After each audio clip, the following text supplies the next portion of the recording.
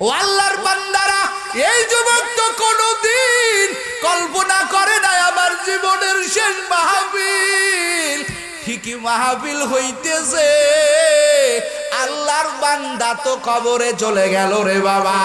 এই তো দুনিয়ার বাহাদুরি ও আদম দিগির মুসলমান, ও পর্দার আড়ালে আমার আম্মা জানেরা, আর কয়দিন বাহাদুরি করবে? নিজেকে বুঝান, নিজেকে বুঝান। ওরে মন, দুনিয়াতে বেশি দিন থাকতে পারবা না।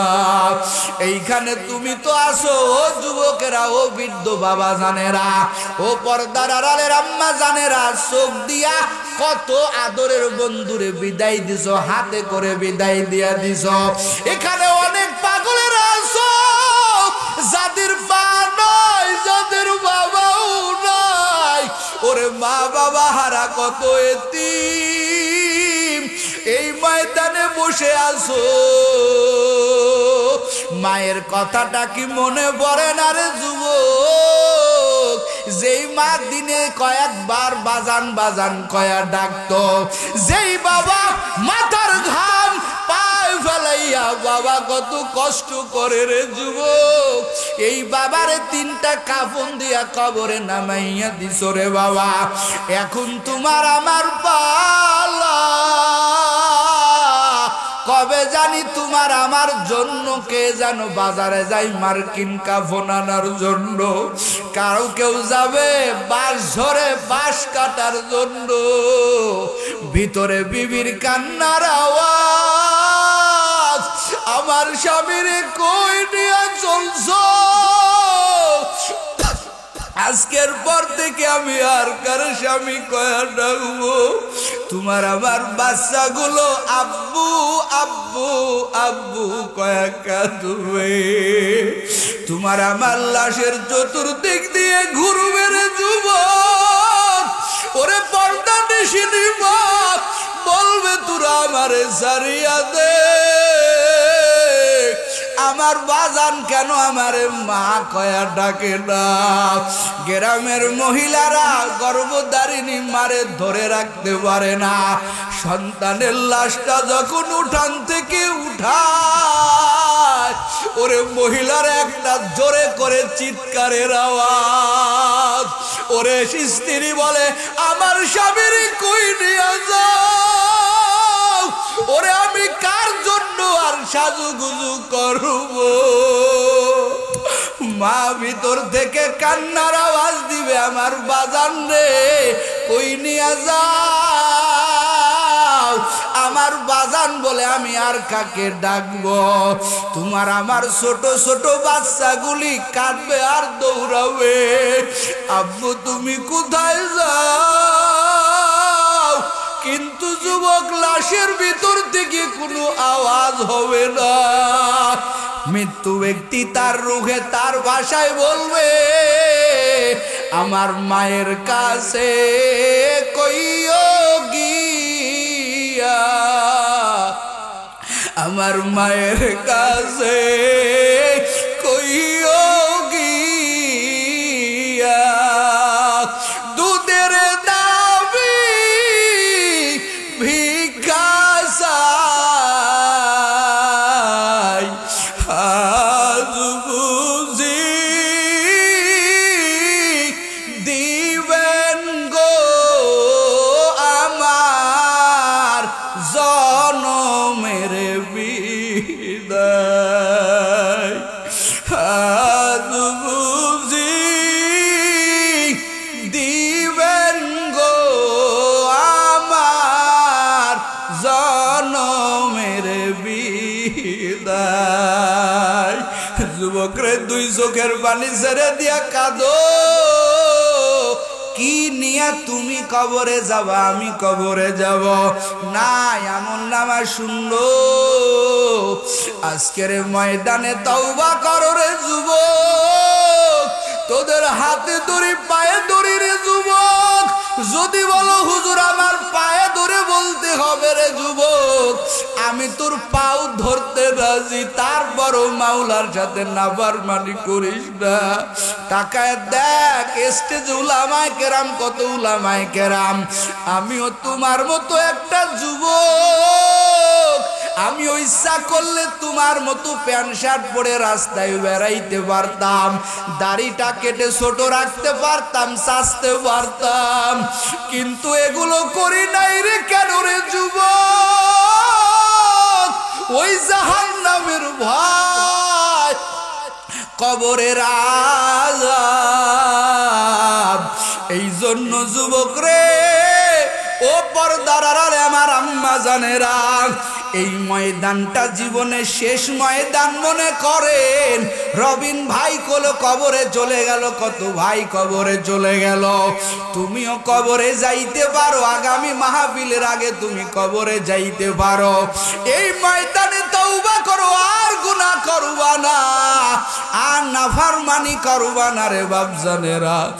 আর আমার নবীর সাথে বেয়াদবি করবা না, আমার মাওলার ইবাদত করবা, পাঁচ বেলার নামাজ পড়বা, গুনাহের থেকে বিরত থাকবা। কারা কারা পারবা? খাঁটি নিয়ত যদি থাকেন, দুটো হাত তওবার নিয়ত আমার আল্লাহরে দেখায়া দাও। লিল্লাহে তাকবীর, লিল্লাহে তাকবীর। আয় আল্লাহ, তওবার নিয়তে হাত উঠাইছি রে মালিক, আর গুনাহ করব না। আয় আল্লাহ, গুনাহ তো হইয়াই গেছে, এই মাহফিল মনে করলাম জীবনের শেষ মাহফিল। আল্লাহ, সকালবেলায় মসজিদে এলান হতে পারে, ওরে যেই বক্তা নাইমুজ্জামান বয়ান করে গেল, আর বাড়ি যাইতে পারে নাই। আল্লাহ, শেষ তওবা হতে পারে। আয় আল্লাহ, গুনাহ তো করিয়াই ফেলছি। আয় আল্লাহ, তুমি গফফার, তুমি গফুর। আর গুনাহ করব না, আর নাফরমানি করব না রে আল্লাহ। বক্তা শ্রোতা সবাই তওবা কবুল করে নেও, ঈমান দিয়া, ঈমান নিয়া, নেক আমল নিয়া কবরে যাওয়ার তৌফিক আল্লাহ আপনি আমাদের দান করেন। জোরে বলেন আমিন। আইয়ুহাল্লাযীনা আমানু তুবু ইলাল্লাহি তাওবাতান নাসুহা। আমার আল্লাহ তাআলা বলেন, হে রে ঈমানদারেরা, ও আমার আদরের বান্দা বান্দিরা, তোমরা আমি আল্লাহর কাছে তওবা করো, তাওবাতুন নাসুহা করো। আমি আল্লাহ তাআলা এমন তোমার খোদা, এমন তোমার রহমান। আল্লাহ কয়, বান্দা আমি আল্লাহ তোমার জিন্দেগির সব গুনাহগুলি মাফ করে দেই। একটু জোরে করুন সুবহানাল্লাহ। আমার আল্লাহ পারে কি পারে না? এ যুবক, কেউ পারে কি পারে না? ও যুবকের দল, বনি ইসরাঈলের এক যুবকের ঘটনা আমার নবী হাদিসের মধ্যে বর্ণনা করেছেন। বলবো নি? এ কথা কোন বলবো? এই যুবক তিফিল নামক যুবক, কিফিল নামক যুবক, এই যুবকটা এক একটা রাত, বর্তমান তাদের সময়ের টাকার বর্তমান টাকায় হবে এক একটা রাত আল্লাহর বান্দা কিফিল। এক একটা রাতে বর্তমান টাকার তুলনায় প্রতি নাইটে আল্লাহর বান্দা, প্রত্যেকটা রাইটে আল্লাহর বান্দা নারীদের পিছনে 50 থেকে 70 লক্ষ টাকা ব্যয় করত। কয় টাকা? এ যুবক, কথা কও না, কয় টাকা? এই যুবকের ঘটনা নবী হাদিসের মধ্যে বর্ণনা করেছেন। রে যুবক, এই যুবক, এই কিফিল, একদিনকে আল্লাহর বান্দা একটা মহিলা ভাড়া করে নিয়ে আসলো। মহিলাটা ঘরের মধ্যে ঢুকাইছে, কিফিল যাইয়া মহিলার কাছে আগায় গেল। এখন তাকাইয়া দেখে কিফিল ওই মহিলার দিকে তাকায় দেখে মহিলার চোখ দিয়া দর দর করে পানি পড়তেছে। কিফিল ডাক দিয়া কয়, ও মহিলা, তোমার তো জোর করে আনি নাই, আমি টাকা দিয়া কিনে কিনে তোমাকে এনেছি, এখন তুমি কেন কান্না করো? তোমার কান্না তো করার কথা না, তুমি কেন কান্না করো? এই মহিলা কান্না করে আর ডাক দিয়া বলে, রে কিফিল, এটা আমার জীবনের প্রথম টাকার কারণে, টাকার শর্টের কারণে, আমার দুর্বলতার কারণে, দারিদ্রতার কারণে আমি আমার দেহটা তোমার কাছে বিক্রি করে দিয়েছি। এবার কিফিল ডাক দেয়া কয়, মহিলা তাহলে তুমি কেন কান্না করো? আমি তো তোমার বিনিময়ে টাকা দিব। এ মহিলা তুমি কেন কান্না করো? এবার এই মহিলা কান্না আরো বাড়ায় দেয় আর ডাক দেয়া বলে, রে কিফিল, আমি তো টাকার জন্য কান্না করি না, আমি কান্না করি আগামীকাল সকালবেলা আমি কোন মুখ আল্লাহরে দেখাইব। ওরে ফজরের পরে, সূর্য ওঠার পরে আমার এই বুক আমার মাওলার সামনে আমি কেমনে পেশ করব? আমার মাওলা তো সব জানবে। আমার ভিতরে আমার মাওলার ভয় ঢুকানো। এরে কিফিল, আমি এই চিন্তা করে কান্না করতেছি, আগামীকাল সকালবেলা আমার এই চেহারাটা আমি আমার মাওলারে কেমনে দেখাইব, এই চিন্তায় আমি কান্না করতেছি। এরে আদমদিগির মুসলমান, ও বগুড়ার মুসলমানের পর্দার আড়ালে আমার মা বোন, এই কথা বলার পরে এই মহিলার এই কথাটা কিফিল নামক আল্লাহর বান্দার তীরের মতো গিয়া কলিজার মধ্যে আঘাত করেছে। আর কিফিল একটা চিৎকার দিয়া জমিনে পড়ে গেছে। কিফিলের কোনো জ্ঞান নাই। দীর্ঘক্ষণ পরে কিফিলের জ্ঞান ফিরল। টাকা দেখে ওই মহিলাটা পাশে বসে আছে। মহিলা ডাক দেয়া কয়, রে কিফিল, কেন তুমি চিৎকার মারলা? কিফিল ডাক দিয়া কয়, রে মহিলা, একটা রাত তুমি আমার সাথে আসছো মজা করার জন্য, বিনিময়ে আমি তোমাকে টাকা দিব। আর তুমি মাওলাকে কি পরিমাণ ভয় করো? ওরে একটা রাত তুমি আমার সাথে কাটাইবা, আর তুমি মাওলাকে ভয় করার কারণে তোমার চোখে পানি চলে আসলো। আর আমি কিফিল কেমন আল্লাহর বান্দা, এমন কোন রাত নাই আমি কিফিল জিনা করি না, আমি কিফিল মহিলা নিয়ে ফুর্তি করি না, অথচ আমার ভিতরে আমার মাওলার ভয় নাই। ওরে আমি কখনোই তো চিন্তা করি নাই আমার এই চেহারাটা আমি আমার মাওলারে কেমনে দেখাইব। কিফিল কাঁদে আর কয়, রে মহিলা, তোমার কত টাকা লাগবে নিয়ে যাও, আমার ভিতরে আমার মাওলার ভয় ঢুকে গেছে। এরে আদমদিগির মুসলমান, ও পর্দার আড়ালের আম্মা জান, কিফিলের কান্নার আওয়াজ, কিফিলের কান্না বন্ধ হয় না রে বাবা। যেই কিফিল এমন কোন রাত নাই মহিলাদের ছাড়া আড্ডা দেয় না, মহিলাদেরকে নিয়ে নিয়ে লক্ষ লক্ষ কোটি কোটি টাকা ব্যয় করে। কিফিল কান্না করে আর বলে, রে মহিলা, তুমি আল্লাহকে এমন ভয় করো,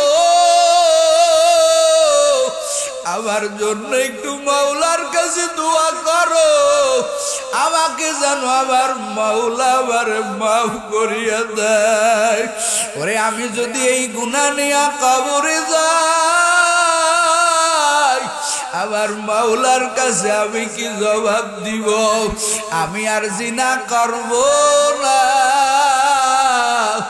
আমি আর আমার মাওলার সাথে নাফরমানি করব না।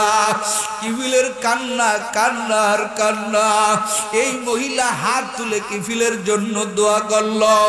নবী আমার হাদিসের মধ্যে বর্ণনা করে বলেন, আল্লাহর কি কুদরত, ওই রাতেই কিফিলের ইন্তেকাল হয়ে গেল। সকালবেলা সমস্ত মানুষ শুনতে পাইল যেই কিফিল একটা রাত জিনা সারা কাটায় না, এই কিফিলের ইন্তেকাল হয়ে গেছে। সবাই বলে এই লম্পটটা আমাদের থেকে বিদায় নিছে, আমরা একটু বেঁচে গেলাম, এই বিয়াদবটা আমাদের থেকে চলে গেছে। আমার আল্লাহ দেখে আমার কিফিল তো রাতের বেলা তওবা করেছে, ওর তওবার ঘটনা আমি আল্লাহ ছাড়া আর কেউ জানে না, ওই মহিলার আমি আল্লাহ ছাড়া আর কেউ জানে না। সমস্ত মানুষরা কয় কিফিলের জানাজায় যাব না, কিফিলরে গোসল করাইব না, কিফিলের কাছেও যাব না। আমার আল্লাহ কয় ও তো তওবা করছে, ও তো বিনা জানাজায় কবরে যাবে। আমার আল্লাহ কয় ও ফেরেশতার দল,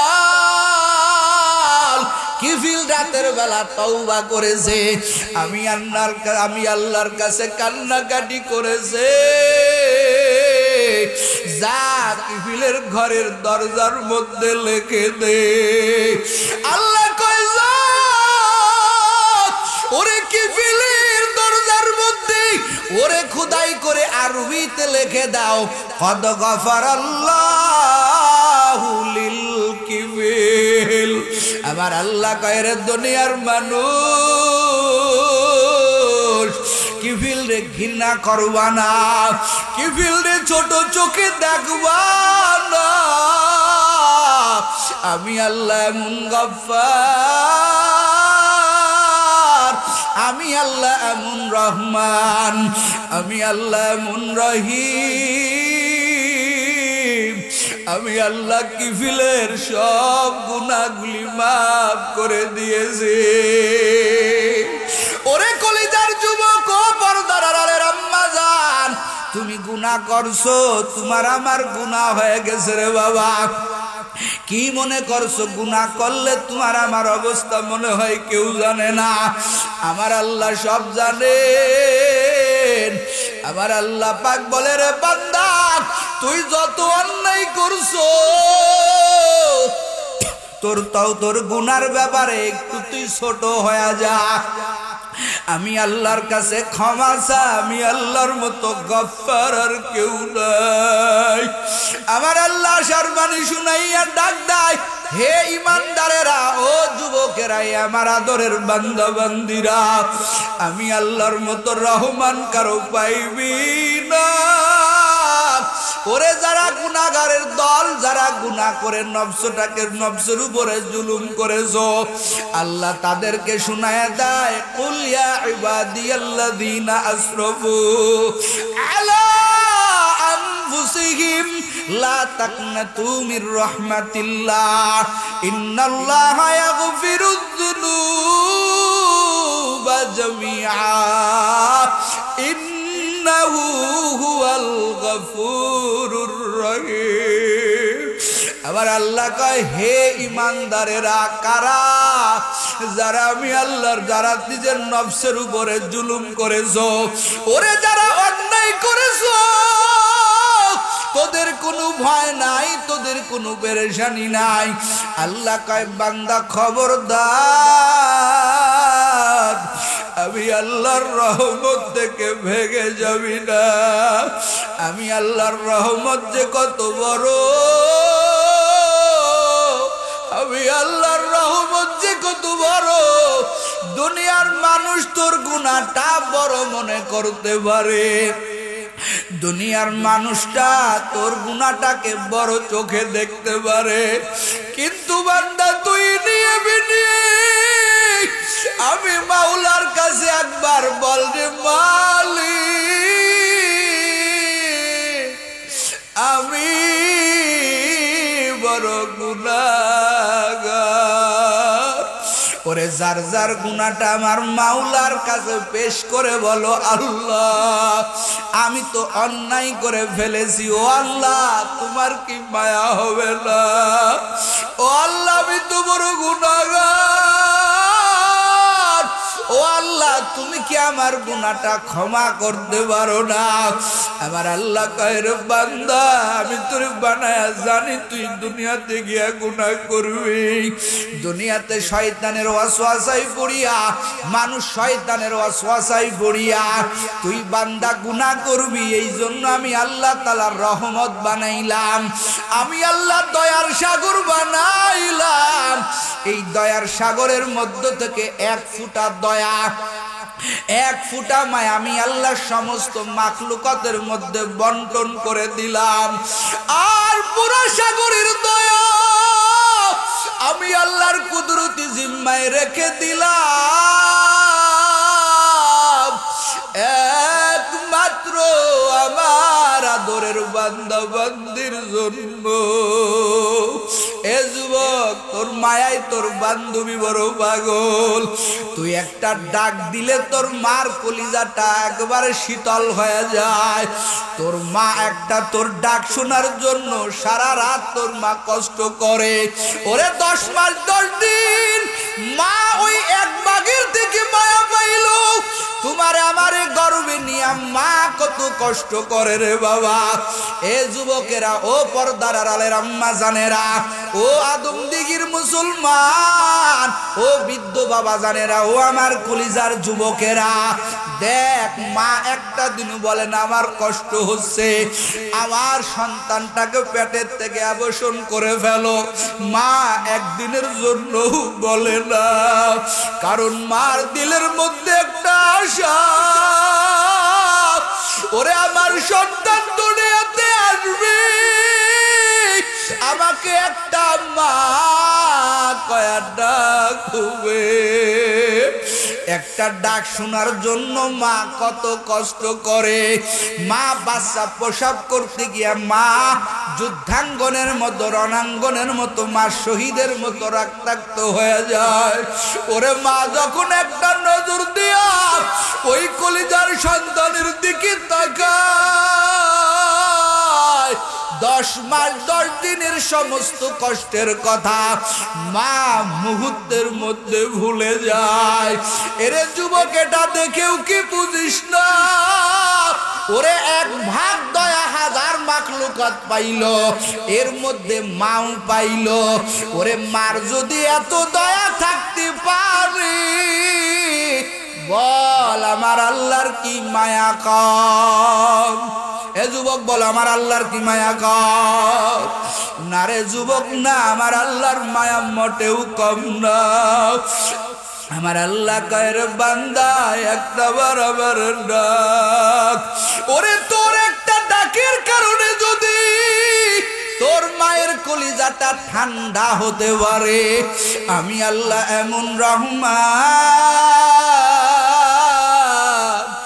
আমি আল্লাহ এমন রহিম, তোর একটা ডাক দিলে আমি আল্লাহ বড় খুশি হয়ে যাই। এ যুবক, ওই আল্লাহর কাছে যাও। আল্লাহ কয় বান্দারে লা তাকনাতু মির রাহমাতিল্লাহ, আমার রহমত থেকে নৈরাশ হোস না রে বান্দা বান্দি। আমি আল্লাহর মতো সাংঘাতিক রহমান আর কেউ নাই, আমি আল্লাহর মতো সাংঘাতিক রহিম আর কেউ নাই। তোর আসমান পরিমাণ গুনাহটাকে আমি আল্লাহ মুহূর্তের মধ্যে মাফ করে দিতে পারি। আমি আল্লাহর কোনো শরীক নাই। আমি মাফ করলে কেউ আমাকে বাধা দিবে না, আমি তোকে জাহান্নামেও দিলে কেউ আমাকে বাধা দিবে না। এরে কলিজার যুবক, নবী আমার বলেন ওই বান্দাদের আমলনামা ওজন দেওয়া হবে না যাদের আমলের মধ্যে কোনো গুনাহ নাই। গুনাহ হলেও বান্দা তওবা করে, কারণ যেই বান্দা তওবা করে ওই বান্দার আর কোনো গুনাহ থাকে না। বান্দার গুনাহ যত বড়ই হোক না কেন আমার আল্লাহ মুহূর্তের মধ্যে ক্ষমা করে দেয়। এ যুবক, কত ইতিহাস আমাদের সামনে। কেন তুই আল্লাহর রহমত থেকে ভেগে যাও?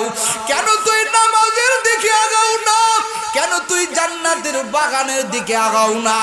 কেন তুই এই কোরআন হাদিসের মজমার দিকে আগাও না? আমার আল্লাহ তোমার আমার জন্য রহমতের দরজা খুলে ডাক দেয়, আসো, আমি আল্লাহ তোর জন্য অপেক্ষা করতেছি। একটা বার আমারে ডাক দিয়াই দেখো, তোর ডাকতে দেরি হবে, আমি আল্লাহ ক্ষমা করতে দেরি হবে না। এ যুবকেরা, কত ইতিহাস আমাদের সামনে। ওই যে নবীর যুগের সাহাবী দাহিয়াতুল কলবি, যার নাম আসছেন, এমন ভাবে তওবা করলেন রে বাবা, কেমন বড় অপরাধ। নিজের কলিজার মেয়ে, নিজের কন্যা, তুমি আমি যত বড়ই মুনাফিক হই, যত বড়ই খারাপ হই, নিজের মেয়েকে তো জীবিত দাফন করতে পারবো না। ওই যে দাহিয়াতুল কলবি, ওরে পূর্ণিমার মতো চাঁদের মতো মেয়েটার চেহারা, ব্যবসার থেকে আইসা দেখে স্ত্রী মেয়েটাকে জীবিত দাফন করে নাই। স্ত্রী কয়, রে স্বামী আমার, এত সুন্দর মেয়েটাকে আমি কেমনে দাফন করব? মেয়েটা বারবার আব্বু কয়া ডাক দেয়, ও আব্বু, তুমি এতদিন কোথায় ছিলে? তোমার জন্য আমি কত কান্না করেছি। দাহিয়াতুল কলবি নবীর কাছে কাঁদে আর ঘটনা বর্ণনা করে বলেন, ও নবী, আমার গুনাহ মনে হয় আমার আল্লাহ ক্ষমা করবে না। নবী কয়, কি হয়েছে বলো?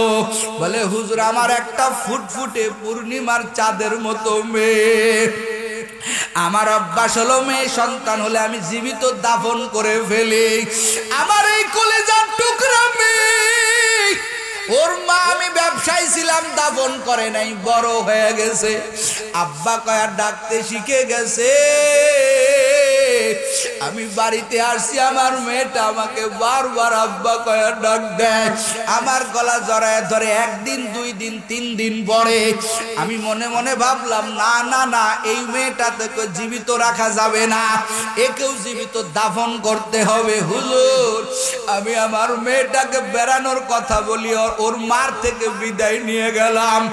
আমার মেয়েটাকে বললাম, মেয়েরে চলো, তোমার সাথে নিয়ে কোথাও বেড়ায় নিয়ে আসি। মেয়েটা আনন্দের সাথে বাবার সাথে বেড়াইতে যাবে। মা সাজাইয়া দেয়। মেয়েটা কয়, মা, আমার বাবা কত ভালো, আমার বাবা আমাকে বেড়াইতে নিয়ে যাবে। মেয়েটা বাবার সাথে রওনা হয়ে গেল। এরা আদমদিগির মুসলমান নবীর কাছে ঘটনা বর্ণনা করতেছেন। দাহিয়াতুল কলবি কয়, নবী, আমার মেয়েটাকে নিয়ে আমি অনেক দূরে চলে গেলাম, একটা জঙ্গলের ভিতরে ঢুকে গেলাম।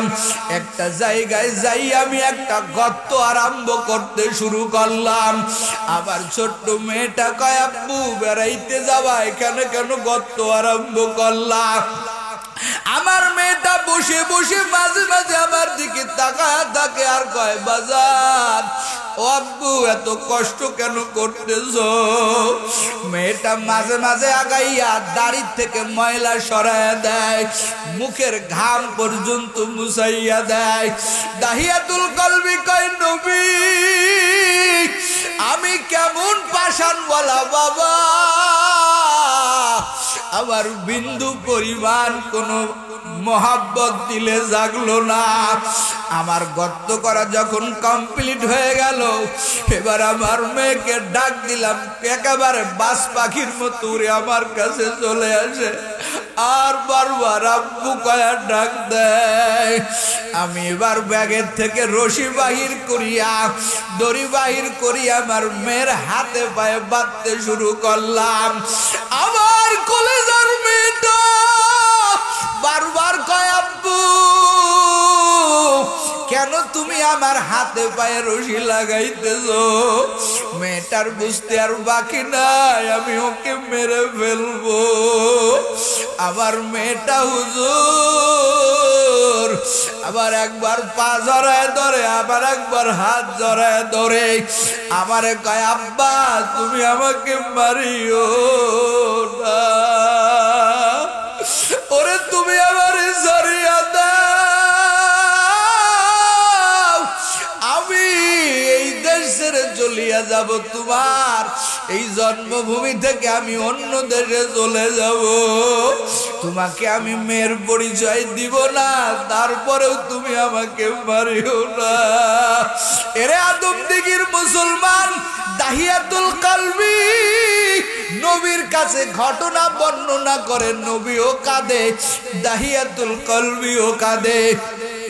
দাহিয়াতুল কলবি বলেন, নবী আমি কত বড় পাষাণওয়ালা বাবা, আমাকে আমার আল্লাহ মনে হয় ক্ষমা করবে না। হুজুর গো, আমার মেয়েটা সেকেন্ডে সেকেন্ডে আব্বু আব্বু কয়া ডাকতেছে। আমার মেয়েটা বলতেছে, আব্বু তুমি আমারে মারিও না, আমারে সারিয়া দাও। আমার মা থেকে তুমি আমারে মিথ্যা বলে নিয়ে আসলা, ও আব্বু তুমি আমারে সারিয়া দাও।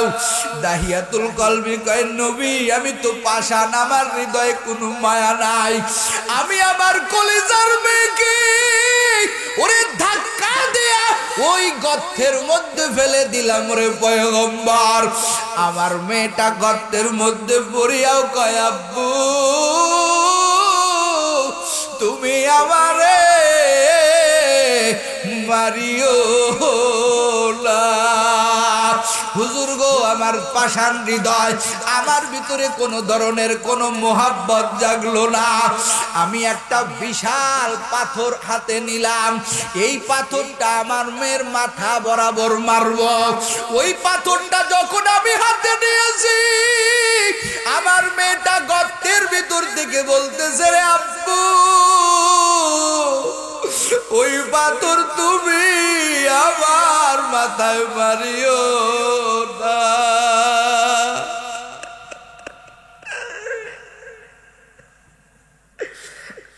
এরে কলিজার যুবক,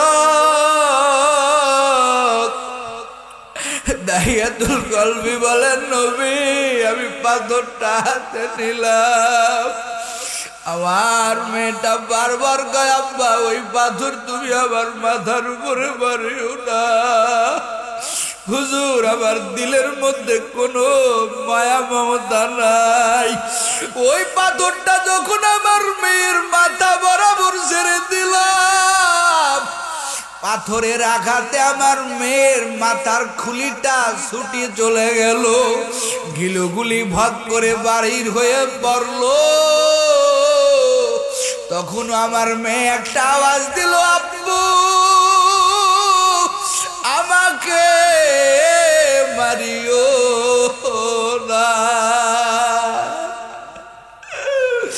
এরে কলিজার যুবক ও পর্দার আড়ালের আম্মা জানেরা, টোটাল ঘটনাটা শুনিয়া নবীর চোখ বেয়ে বেয়ে পানি পড়তে শুরু করলো। দাহিয়াতুল কলবি কয়, রে নবী আমার মনে হয় এত বড় গুনাহ আমার মাওলা আমাকে মাফ করবে না। আমার নবীও কান্দে, দাহিয়াতুল কলবিও কান্দে। আমার নবী কয়, রে দাহিয়াতুল কলবি তুমি আমার মাওলাকে চিনো না? আমার মাওলা কেমন রহমান, আমার মাওলা কেমন রহিম। ওরে তুমি যদি তওবা করো, তুমি যদি আল্লাহর কাছে ফিরে আসো, তুমি যদি আল্লাহর উপরে ঈমান আনো, আমার আল্লাহ তোমার এই গুনাহ আমার আল্লাহ মাফ করে দিবে। এরে আদম দিগির মুসলমান, ও কলিজার যুবকেরা, ও পর্দার আড়ালের আমার আম্মা জানেরা, আর কয়দিন নাফরমানি করে করে চলবেন? আর কয়দিন আমার মাওলার সাথে নাফরমানি করবেন? এরে পর্দার আড়ালের আম্মা জান, আর কয়দিন বেহায়াপনা করবেন? আর কয়দিন বেপরদাগিরি করে চলবেন? মরণের ভয় কি নাই? কি নিয়ে কবরে যাবেন রে আম্মা জান? ওই হাসরের ময়দান বড় কঠিন, যেই ময়দানে ওজনের সময় সন্তানের কথা মনে থাকবে না। এই জন্য কলিজার টুকরা যুবক, এই ময়দানটাকে শেষ ময়দান মনে করো। এমন কোন দিন নাই যে যুবকের লাশের খবর পাওয়া যায় না রে বাবা। এমন কোন রাত নাই, এমন কোন দিন নাই যে যুবক কলিজা এই দুনিয়া ছেড়ে চলে যাইতেছে রে বাবা। আজকেও ফেসবুকে একটা খবর পাইলাম, ও আল্লাহর বান্দারা, ও পর্দার আড়ালে আল্লাহর বান্দিরা, ওরে লক্ষ্মীপুরের একটা যুবক, ওই পোস্টার দেখে দেখে দেখে চিন্তা করলাম, হায়রে জিন্দেগি। যুবক মনে হয় কোনো একটা ভালো একটা প্রতিষ্ঠানে চাকরি করে, টকবগে চেহারা, ওরে চাকরি করে, বেতন মনে হয় পাইছে, বাজার থেকে বাজার করেছে, সংসারের মানুষ তাকায় আছে, পরিবারের মানুষ সন্তানের দিকে তাকায় আছে, আমার সন্তান বাজার নিয়ে আসবে, মা তাকায় আছে আমার সন্তান বাজার নিয়ে আসবে, স্ত্রী তাকায় আছে আমার স্বামী বাজার নিয়ে বাড়ি আসবে, সন্তানগুলো তাকায় আছে আমার বাবা বাজার নিয়ে বাড়ি আসবে। ওরে ঘটনাটা শুনলাম, ফেসবুকে পড়লাম, যুবক বাড়ি পর্যন্ত আসতে পারে নাই, ওই হুন্ডা অ্যাক্সিডেন্টে যুবক লাশের মিছিলে সামিল হয়ে গেল। যুবকের বাজারগুলো রাস্তার মধ্যে জড়াই আছে। একজন পোস্ট করেছে, হায়রে জীবন, পরিবারের তাগিদ মিটাইতে গিয়ে যুবক চিরতরের জন্য চলে গেল। হুন্ডাটা ভেঙে ভেঙে টুকরো টুকরো হয়ে পড়ে আছে। ইলিশ মাছ কিনেছে, বাড়িতে যাইয়া বিবির সাথে খাইবে, মায়ের সাথে খাইবে, বাবার সাথে খাইবে, ওরে মাছ তো বাড়ি পর্যন্ত গেল না রে যুবক। যুবকের পেশদ সদায়ের ব্যাগটা রাস্তার উপরে পড়ে আছে, মাছগুলো সিটায় পড়ে আছে, অন্যান্য সদাইগুলো সিটে সিটে পড়ে আছে। এই তো জিন্দেগির যুবক। এই যুবক কখনো চিন্তা করে নাই আমি আর বাড়িতে যাইতে পারবো না। বয়ানে এখানে ওঠার আগে আপনাদের এলাকার কিছু যুবক বলল, হুজুর রবিন নামক একটা ছেলে মনে হয়, এই তো মনে হয় 2 বছর আগে এই মাহফিলের পোস্টার মারতে গিয়ে আল্লাহর বান্দা অ্যাক্সিডেন্টে মারা গেছে। ঠিক নেই?